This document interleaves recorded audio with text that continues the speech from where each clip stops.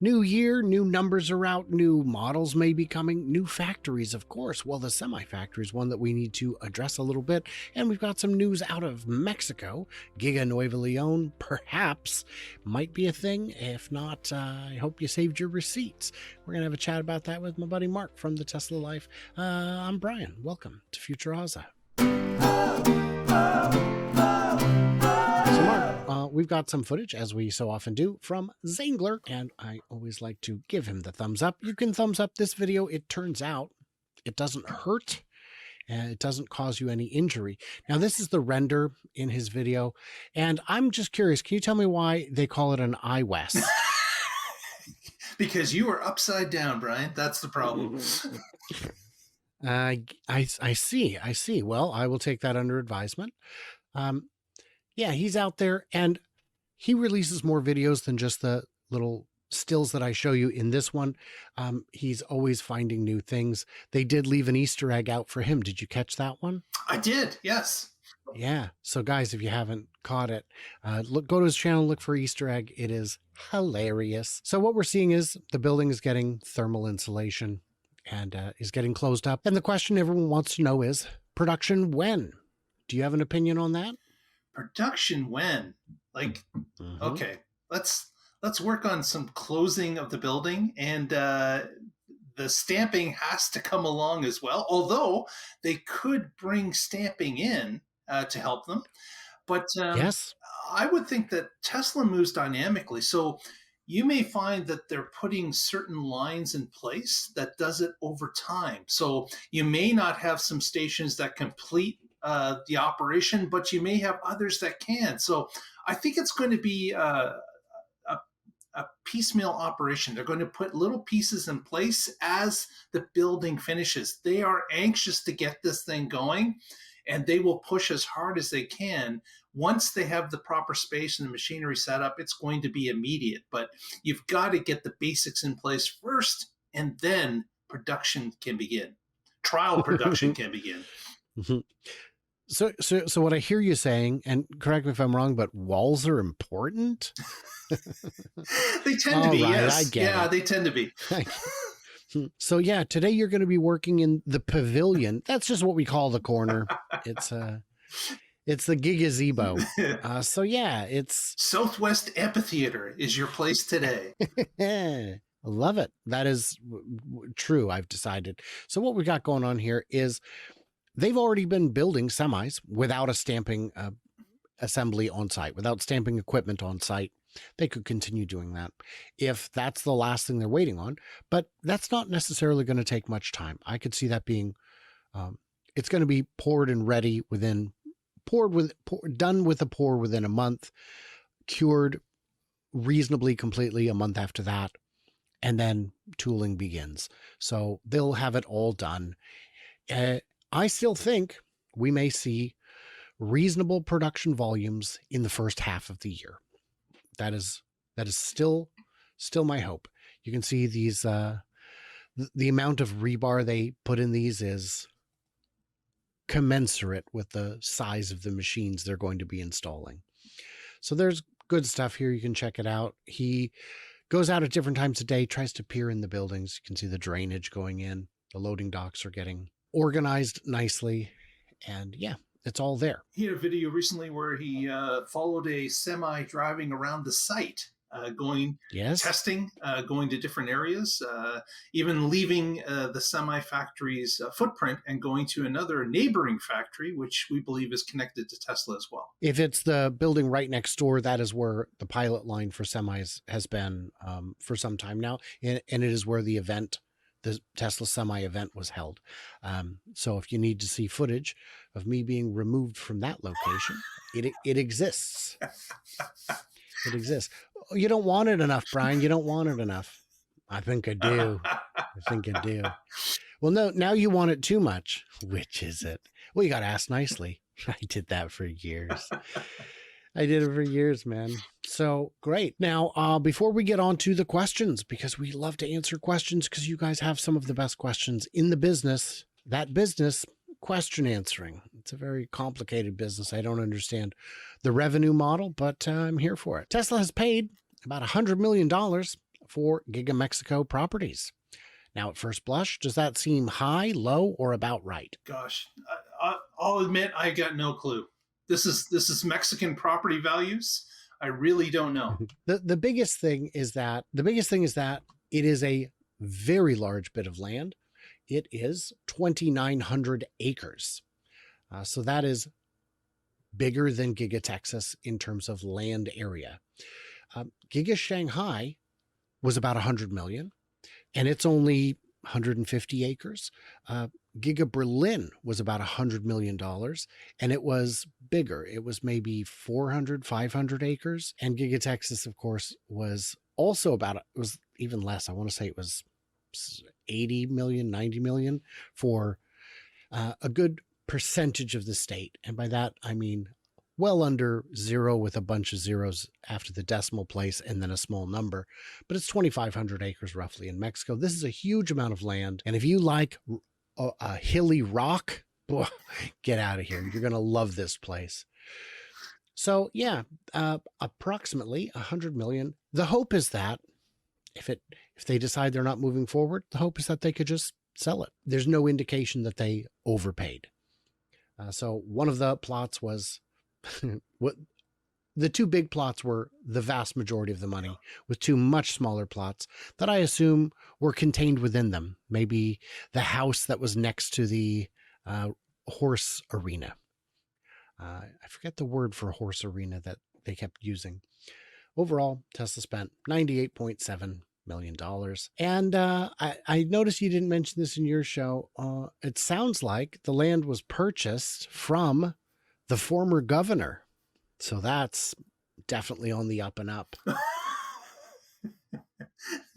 That just screams legitimacy, doesn't it? Yes. Yeah, here we go. They were bought from the grandchildren of the former governor. So you know what? Actually, that's long enough ago that I think it's probably not. I was thinking it was more like the actual former governor. That's probably more reasonable. And I imagine the former governor was, successful and had land and all that. Now with this kind of price tag, and boy, by the way, this picture is what it really looks like. I mean, it really does look just like this. And you're looking down the valley here, and the city would be off like around the next corner or two. It's about a 30, 40-minute drive from here into town. And it is absolutely all downhill into Monterey and then downhill from Monterey to the coast. Mm-hmm. This part of it, you could get railway to, much higher to the left. It gets a bit steeper. I don't know if you would. This picture does not adequately represent how uneven the grade of the property is. It's quite hilly, and the sand out here, it's rock. It is just rock.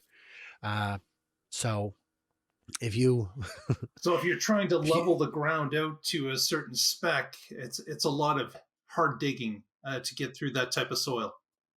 It would more likely be that you would just bring in an absolute eye-watering amount of fill because it would be cheaper and easier than cutting into it. And also the mountain can have pockets.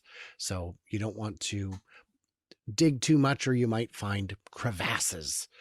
So the lesson is not a good place to bury a body. Don't do that.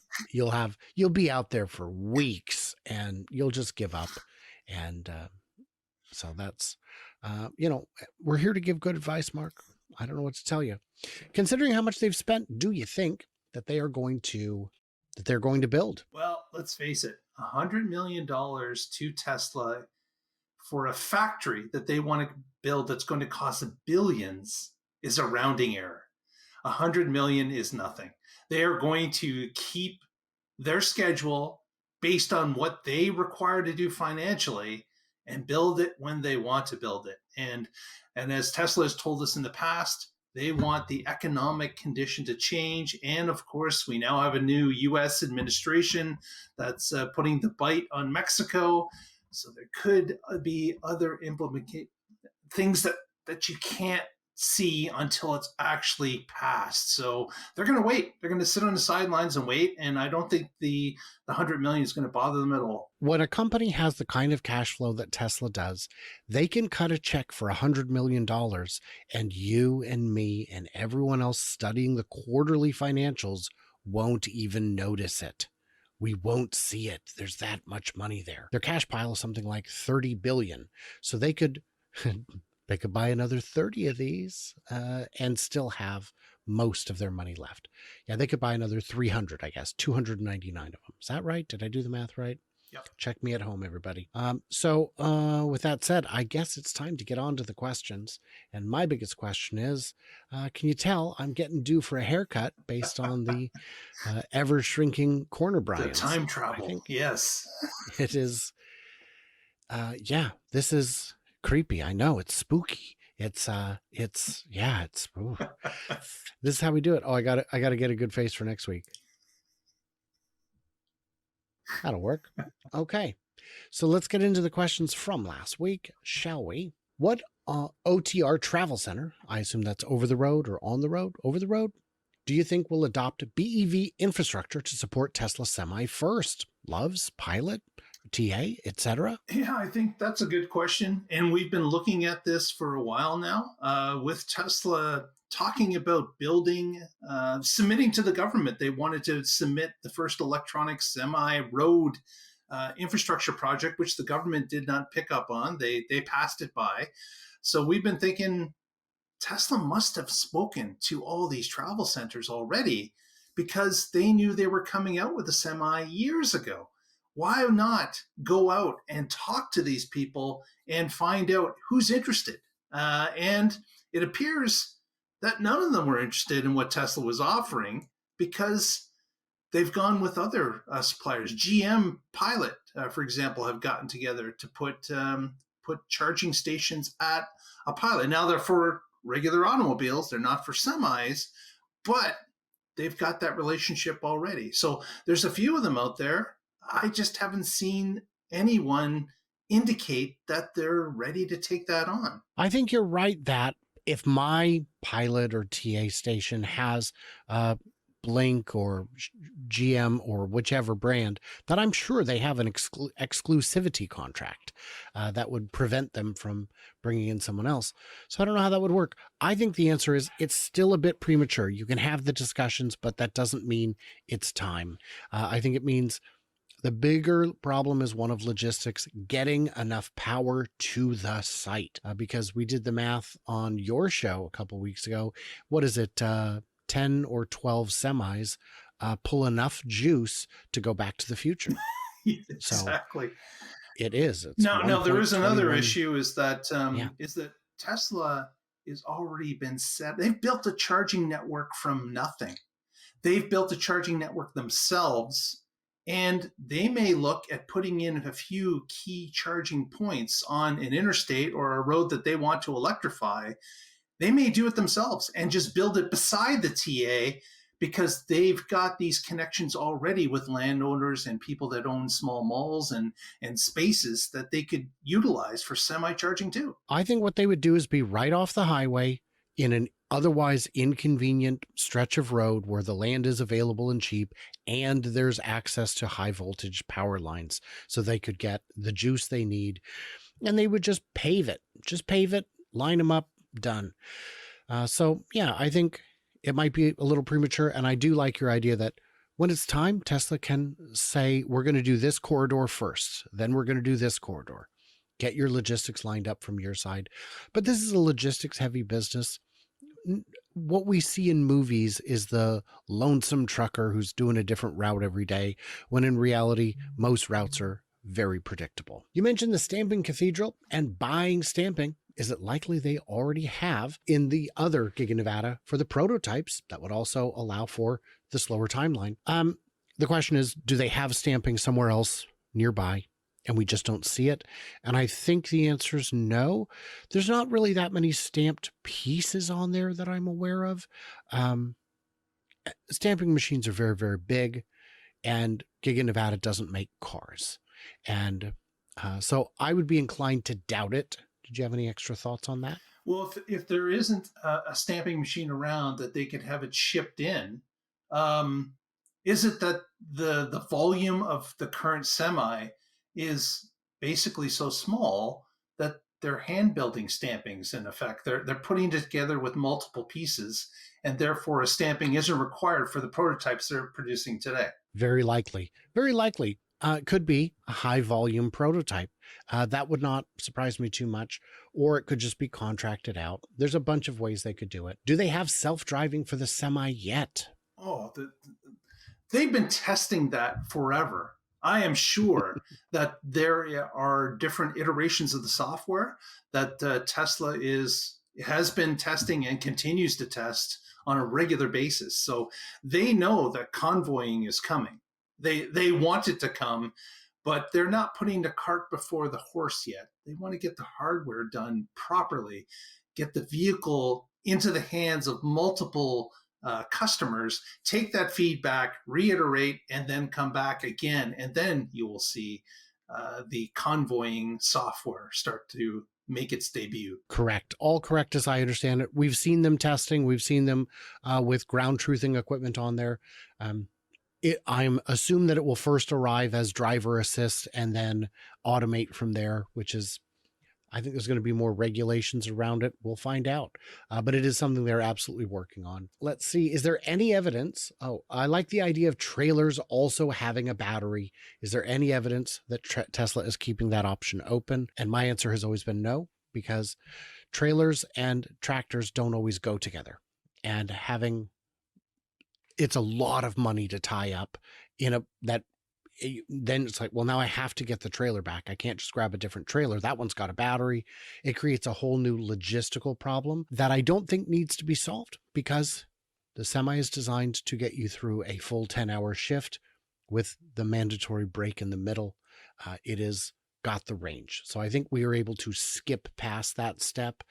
And if you really need something, a large item to move across the country nonstop, you just switch tractors, I guess, because you'd need to switch drivers anyhow. Yeah. So got another good one here. I know Elon once said we have a battery density of 400 to 500 kilowatts. If you had it, you could fly from LA to Sydney. So maybe then we could have electric locomotives that could handle the weight. Yes, I think so. I mean, that's the key, is we need more watt hours lighter, dense, per kilogram. more dense batteries. Yeah. Yep. I think that would potentially change it.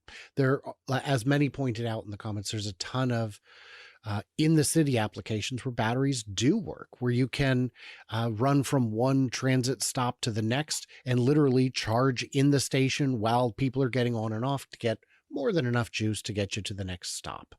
But for long haul and adding 150,000 miles of electrification to the U.S. rail lines would be problematic.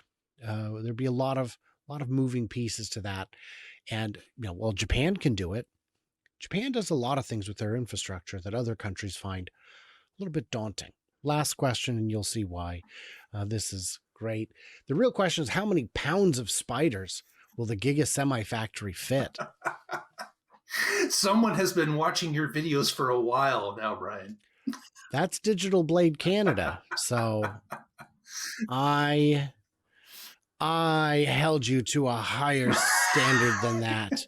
My skin crawls only a little bit. Ah, yes, the spider weight problem. We visited this a few times now. So I'll leave that to you guys in the comments. Please answer, how many pounds of spiders will the Giga Semi factory fit? Because my guess would be too many.